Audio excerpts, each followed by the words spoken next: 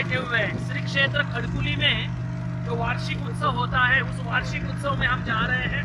हमारे साथ में है आदरणीय श्रद्धेय महंत श्री फगवाड़ा निवासी मुरारी मल्ल व्यास बाबा जी। बाबा जी, आपको यहाँ का कुछ आप वार्तांकन कीजिए, यहाँ की लीला और महत्व बताइए। और सभी साथ में सुनील दादा जी है, पश्चात अर्जुन दादा जी है, और ये पूरी हमारी मैनेजमेंट की टीम है जो आप देख रहे हो, है ना। कैमरा लेके कुछ है बच्चे बैठे हुए, पीछे होड़ी वाले हैं, मोहन है, और सभी लोग अभी जा रहे हैं श्री क्षेत्र खड़कुली। पानी में से जाना पड़ता है। आप देख सकते हो मेरे पीछे पूरा पानी पानी दिखेगा आपको। और हम अभी बैठे हुए हैं इस नाव में। अब इससे आगे आपके साथ मुरारी मतलब बाबा जी आपके साथ भगवान की बातें शेयर करेंगे या भजन शेयर करेंगे, उनके मन पर है। क्योंकि हमें मंदिर तक पहुंचने में लगभग 20 मिनट का समय लगने वाला है, और उस 20 मिनट के भीतर मुरारी मल्ल बाबा जी आपके साथ कुछ बात करेंगे। वास्तव में सर्वप्रथम सबको दंडवत प्रणाम, जय श्री चक्रधर। वास्तव में ये जो खड़कुली स्थान है, इस स्थान की महानता डोमेग्राम जैसी ही है, क्योंकि यही एक स्थान है जहाँ पर आचार्य श्री नागदेव जी का टर्निंग पॉइंट है। यहाँ पर अनेक हमारे साधनदाता भगवान श्री चक्रधर महाराज ने अनेक लीलाएं करी हैं। जिन लीलाओं के माध्यम से स्वामी श्री चक्रधर महाराज अपने ईश्वरत्व होने का बोध हमें करवाते हैं। यहीं पर आचार्य श्री नागदेव जी को महाराज ने ईश्वरत्व होने का बोध करवाया। और यहीं पर एक बहुत ही महत्वपूर्ण लीला जो इस घोड़ी पर, इस नाव पर बैठने के बाद मुझे सर्वप्रथम याद आई कि जिस समय साधा महाराज के दर्शनों को आती है और उसे पता चलता है कि महाराज तो खड़कुली में है और वो जोगेश्वरी में रुकी हुई है, और उसे स्वामी के दर्शनों की इतनी लालसा है कि प्रातः काल के समय, पश्चात प्रहर के समय ही वो उठी और महाराज के दर्शनों के लिए निकली। पाँव जो शरीर से स्थूल थी मेरे जैसी, और पाँव जो है वो गहरे पानी की तरफ चला गया, और जब डूबने लगी तो हाथ उठा करके महाराज का नामोच्चारण करती है और महाराज को कहती है कि महाराज, आपकी साधा डूब रही है और आप इसे उबारिए। और तत्क्षण महाराज खड़कुली के उस भाग पर खड़े थे, नदी के उस पार, और महाराज ने अपना हाथ आगे किया और साधा को कहा कि साधा, इस हाथ को पकड़ो और इस हाथ को पकड़ करके इस नदी से पार हो जाओ। लेकिन आश्चर्य देखिए कि साधा ने जैसे ही महाराज के हाथ की श्रीकर की तरफ अपना हाथ बढ़ाया, साधा ने हाथ को स्पर्श नहीं किया, लेकिन साधा नदी के उस पार हो गई। तो कहा जाता है कि उबारा था जिस हाथ ने साधा जी को, उसी हाथ का देखना है। हे स्वामी राया, जिस तरह आपने साधा को, डूबती हुई साधा को तारा, उसी तरह से हम भी भव सागर में डूब रहे हैं। आप उसी तरह से, जिस तरह से आपने साधा को तारा, उसी तरह से आप हमें भी तारिए। और यहाँ की महत्वपूर्ण लीला जो सभी महानुभाव संप्रदाय जो आज हम वस्त्र प्रसाद नमस्कार करते हैं, वो प्रसाद नमस्कार करने का विधि हमारे साधनदाता भगवान श्री चक्रधर महाराज ने श्रीमुख से यहीं पर निरूपण किया। यहीं पर इंद्र भट्ट को, जब इंद्र भट्ट यहाँ पर आए तो इंद्र भट्ट को महाराज ने श्री गोविंद प्रभु महाराज जी द्वारा स्पर्शित जो वस्त्र था उसे अपने शरीर से भी स्पर्शित करके, अपने श्री मूर्ति से भी स्पर्शित करके महाराज ने इंद्र भट्ट को वो फूटा प्रसाद दान में दिया और उसे कहा कि पुष्प एक वाहिजे, एक दूनी वेला यते आठ बीजे, परिबंधु देव जाओ ने दीजे। इतने महत्वपूर्ण वचन और इतने महत्वपूर्ण लीलाएं यहाँ पर घटित हुई कि जो हमारे महानुभाव संप्रदाय का हृदय स्थल है, जहाँ पर अनुसरण का विधि आचार्य श्री नागदेव जी को यहीं पर महाराज ने अनुसरण विधि घड़वाया। और यहीं पर आचार्य श्री नागदेव जी को महाराज ने कहा कि आज के बाद जितने भी त्याग के वचन हैं, त्याग के वचन महाराज ने यहीं पर इसी स्थान पर निरूपण किए। परंतु हम सभी का दुर्भाग्य ऐसा हुआ कि ये इतने बड़े गोदावरी का जब डैम बना तो उस समय ये स्थान हमारे से बिछड़ गए। लेकिन हमारा सौभाग्य देखिए कि फिर भी हमारे जो पूर्वज, हमारे जो आचार्य औरंगाबाद निवासी कैवल्यवासी परम पूजनीय श्री बाबा जी,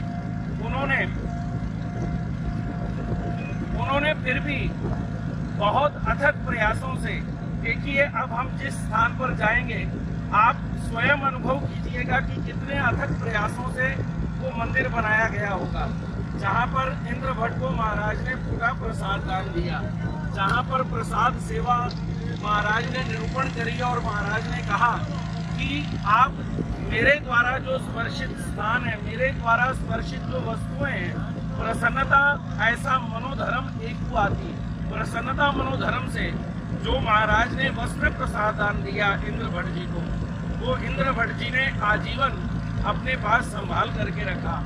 और आचार्य श्री नागदेव आजीवन इन लीलाओं को, खड़कुली की जो लीलाएं हैं, खड़कुली की लीलाओं को याद करते रहे। और यहीं पर हमारे साधनदाता भगवान श्री चक्रधर महाराज जो कि ईश्वर हैं, यहाँ पर ईश्वरत्व को किसी प्रकार से प्रमाण देने की आवश्यकता नहीं होती, वो अपने कार्यों से ही पहचाना जाता है कि वो ईश्वर है। तो यहाँ पर महाराज ने जो ईश्वरत्व होने की लीलाएं प्रकट करी, उनमें से एक लीला ऐसी भी है कि जिस समय एक माली सर्पदंश से मर चुका था, तो जब सर्पदंश से मर चुका था तो उसे नीम के पत्तों में लपेट करके सभी लोग जो गांव निवासी हैं वो सभी कहने लगे कि यहाँ पर अवतारी पुरुष श्री चक्रधर आए हुए हैं, चलिए हम उनके पास इसे लेकर के चलते हैं, शायद महाराज इसे जीवन दान दे दें। तो उसे पत्तों में लपेट करके जब लेकर के आए तो जोगेश्वरी में महाराज का निवास था। तो जोगेश्वरी में आउसा नाम की जो माता है, वो जब गुफा से बाहर आती है तो वो क्या देखती है कि बहुत सारे लोग वहाँ पर एकत्रित हैं और वो मृत माली जो है वो नीम के पत्तों से लिपटा हुआ। तो उससे पूछा, लोगों से पूछा कि क्या बात है, तो उन लोगों ने कहा कि ये माली को सर्पदंश हो चुका है, इसे सांप ने काट खाया और इसकी मृत्यु हो चुकी है और अब ये हमारे काम का नहीं, अगर श्री चक्रधर महाराज कृपा करें इसे जीवन दान दे दें। तो आउसा महाराज को प्रार्थना करने के लिए जाती है, महाराज को कहती है कि महाराज आप चलिए और उसे जीवन दान दीजिए। महाराज कहते हैं कि ईश्वर सभी के कार्यों के लिए प्रवृत्त नहीं है। यहाँ पर महाराज ने मालेकार का दृष्टांत समझाते हुए कहा कि मालेकार जैसे कृतकर्मों को जानता है लेकिन उसे अनुकंपा उपजती नहीं, लेकिन आउसा के कहने पर कि नहीं महाराज आप दयालु हैं, मयालु हैं, दया मया कृपा करुणा इत्यादि गुणों से आप युक्त हैं, आप ईश्वर हैं, आप कृपा कीजिए, आप उसे जीवन दान दीजिए। तो महाराज आउसा को अपने श्री चरणों का चरणामृत देते हुए कहते हैं कि जाओ ये चरणामृत जाकर के उसके ऊपर छिड़क दो और उसे जीवन दान प्राप्त हो जाएगा। तो आउसा ने उसी तरह से किया। तो आउसा ने वो जो चरणामृत था वो उस माली पर छिड़का और जैसे ही वो चरणामृत छिड़का गया वैसे ही देखिए आश्चर्य कि वो माली जीवित हो गया। उस माली को जीवन दान महाराज ने जीवन दान दे दिया। ऐसी अनंत लीलाएं महाराज ने इस स्थान पर करी हुई हैं और यहीं पर महादाईसा, अबाईसा इत्यादि अनेक भक्तजनों की महाराज के साथ भेंट हुई है। ऐसा ये महान तीर्थ, आज हम इस महान तीर्थ को नमस्कार करने के लिए जा रहे हैं। तो मुझे साथ साथ में वो भी लीला याद आ रही है। वैसे तो वो लीला डोमेग्राम की है, लेकिन वो लीला याद आ रही है कि नाथोबा, आज हम भी नाव में बैठ करके जा रहे हैं तो नाव में पानी में जब नाथोबा डूब रहे हैं और वो नाथोबा कहते हैं कि बख्शो बख्शो बख्शो प्रभु जी, गोते पे आखावना माया वाले पिंड विच आके निकल किथों जावना माया वाले पिंड विच आके निकल किथों जावना बख्शो बख्शो बख्शो प्रभु जी गोते पे आखावना कि मरे नू जीवान वाले डूबे नू बचान वाले मरे नू जीवान वाले डूबे नू बचान वाले चक्रधर कहलान वाले तेरवे आखावना माया वाले पिंड विच आके निकल किथों जावना। इस लीला को याद करते हुए हमें भी यही अनुभव करना चाहिए और यही आचरण करना चाहिए कि महाराज आज भी हमारा रास्ता देख रहे हैं। महाराज आज भी प्रत्येक व्यक्ति को, प्रत्येक साधक को वो क्षण प्रदान कर रहे हैं जो क्षण महाराज ने आचार्य श्री नागदेव को यहाँ पर जो क्षण प्रदान किया। महाराज चिट्ठी बजाते हुए कहते हैं कि चांग विचारा नीका विचारा सांगा तू वाट पाहतू असे। अच्छा विचार कीजिए, बहुत अच्छा विचार कीजिए, क्योंकि जो साथी हैं वो आगे बढ़ रहे हैं तो हमें भी अनुसरण की तरफ एक कदम बढ़ाना चाहिए।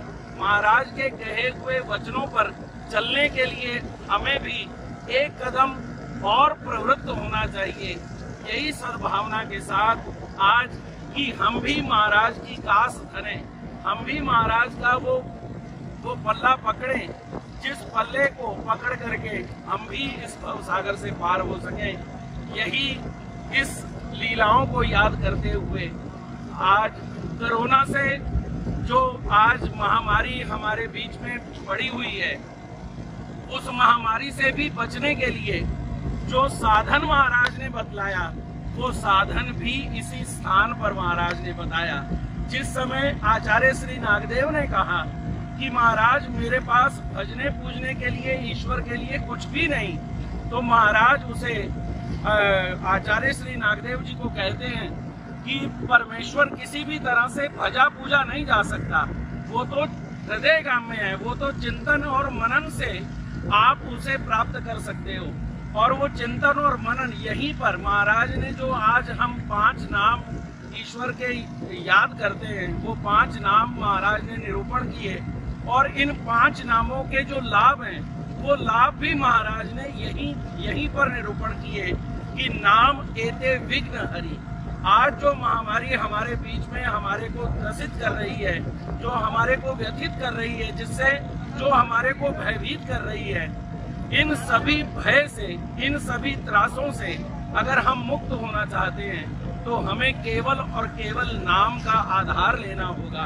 और नाम का आधार लेकर के दिन में कम से कम नहीं तो आधा घंटा नहीं तो कम से कम 15 मिनट नहीं तो कम से कम 5 मिनट हम ईश्वर को सच्चे मन से याद करें। जो सच्चे मन से याद करता है, हमारे दयालु ईश्वर श्री चक्रधर महाराज इतने दयालु हैं कि जो क्षण एक भी ईश्वर को याद करता है, महाराज उसके लिए भी, उसको भी मिलने के लिए तत्पर हो जाते हैं। तो ऐसे दयालु ईश्वर को मैं प्रार्थना करता हूं कि महाराज हमें इस महामारी से बचा करके रखें। जितने भी हमारे महानुभाव हैं, जितने भी हमारे साधक हैं, वो इस त्रासदी से बचें और ईश्वर का अनुसरण ले सकें, ताकि ईश्वर का स्मरण कर सके, ईश्वर के स्मरण योग्य हो सके।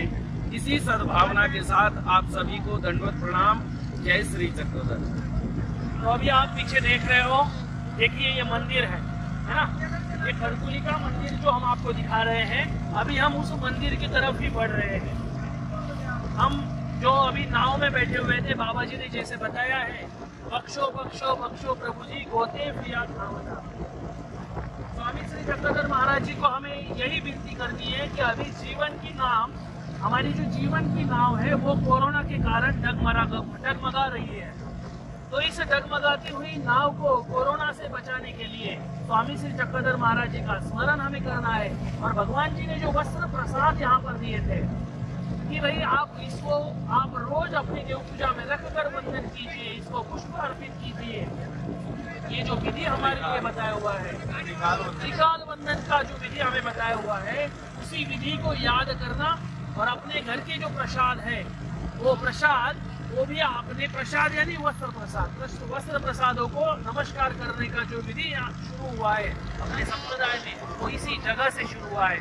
ऐसे जगह का हमारे गुरु आदरणीय श्रद्धेय परम पूजनीय प्रातः स्मरणीय कैवल्यवासी श्री नागराज बाबा जी, इन्होंने इस स्थान का जीर्णोद्धार किया और हम सब के लिए 12 ही महीने हम उस स्थान को वंदन कर सके, ऐसी स्थिति यहाँ पर बाबा जी ने निर्माण की। बाबा जी के पश्चात हमारी गुरु माता अर्थात वर्तमान महंत श्री नागराज बाबा जी, ये इस मंदिर का और इन आश्रम का, डोमे ग्राम के मंदिर का सभी जगहों का संचालन कर रही है।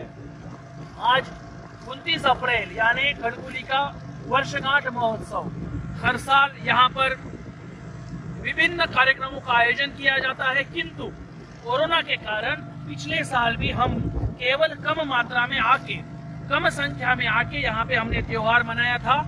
आज भी हम कम संख्या में आकर कोरोना के गाइडलाइन को पूरी तरह से फॉलो करके 15 से 20 ही लोग हम यहाँ पर जमा हुए हैं और आज यहाँ पर पंचावतार अवसर, ऊटी, उपहार और आदि सब क्रियाएं संपन्न होगी। आज हमारे इस प्रोग्राम में विशेष रूप से हमें लाभान्वित कर रहे हैं अपनी उपस्थिति से आदरणीय श्रद्धेय फगवाड़ा निवासी मुरारी मल्ल बाबा जी। बाबा जी द्वारा आपने अभी वहाँ की लीला और उन लीलाओं का हमारे जीवन में क्या महत्व है यह आपने सुना है। अभी हम स्थान दर्शन करेंगे और स्थान दर्शन के पश्चात हम वापस निकलेंगे। लेकिन अभी लाइव में अगर आपको सही भी नहीं दिख रहा हो, आपको लाइव में सही नहीं दिख रहा हो, ठीक है, मैं मानता हूँ नेटवर्क के कारण ये ठीक नहीं दिखेगा, लेकिन हमारा दूसरा जो मोबाइल है उसमें हमारी रिकॉर्डिंग चल रही है और ये रिकॉर्डिंग आपको ईश्वर ज्ञान यूट्यूब चैनल पर पूरी तरह से बढ़िया क्वालिटी में देखने को मिलने वाली है आज शाम को या कल के दिन में। तो आप ईश्वर ज्ञान यूट्यूब पे बने रहिए। अभी तो ये लाइव दर्शन आपको करवा रहे हैं। अभी पीछे देखिए मंदिर आ रहा है ना, पीछे ये मंदिर आ रहा है और धीरे धीरे हम मंदिर के करीब जा रहे हैं। आप देखिए खड़कुली का स्थान, और खड़कुली का स्थान कैसा पानी में है। अगर कैवल्यवासी बाबा जी महंत श्री अच्युत गोत्राचार्य महंत श्री नागराज बाबा जी ने इस स्थान की ओर ध्यान नहीं दिया होता तो शायद महानुभव संप्रदाय का अत्यंत महत्वपूर्ण जो मैं अनुसरण का उगम स्थान बोलता हूँ, वो स्थान हमारे वंदन के लिए खुला नहीं हो सकता था, पानी में चला जाता, हमारा अंश यहाँ पर नहीं बच सकता था। तो इसलिए हमें अधिकरणों ने जो अपना जीवन सिंचित करके इस संप्रदाय को बनाने का काम किया है, इस संप्रदाय को एक अच्छे मुकाम तक पहुंचाने का काम किया है, उनकी स्मृतियों को भी हमने वंदन करना चाहिए, उनके स्मृतियों का भी हमने स्मरण करना चाहिए, क्योंकि ये जरूरी है। उन्होंने अपना जीवन खपा के एक काम किया हुआ है, हमने भी इसी प्रकार से उनका एक, मैं जिसको कहूंगा कि उनका हमने वंदन करना चाहिए और उनके लिए हमने परमेश्वर से प्रार्थना भी करनी चाहिए कि उन्होंने जो ये कार्य किया हुआ है उस कार्य को स्वामी श्री चक्रधर महाराज स्वीकार करें और उनके माध्यम से हम तक ये जो बातें पहुंच रही है, हम भी उनके द्वारा निर्माण किए हुए स्थानों को वंदन करने का सौभाग्य हम प्राप्त करें और यहाँ की लीला भी आप याद जरूर करें। देखिए मंदिर पूरी तरह से पानी में है, हम भी सब लोग पानी में बैठे हुए हैं नाव में, और ये मंदिर है देखिए, वो वाला एक सर्पदंश का, ये वाला जो मंदिर आपको दिख रहा है ये सर्पदंश मालिया लक्ष्मी वो मंदिर है, और ये अपना मंदिर है। वहाँ का एक मंदिर था वो पानी के कारण गिर गया है, स्थान है वहाँ पे, और यहाँ पे एक ऐसे ये 4 मंदिर बाबा जी ने बनाए हुए हैं देखिए, और मंदिर में पानी देखिए आप कितना पानी। अभी हम अंदर जाएंगे, देखिए सर्वज्ञ श्री चक्रधर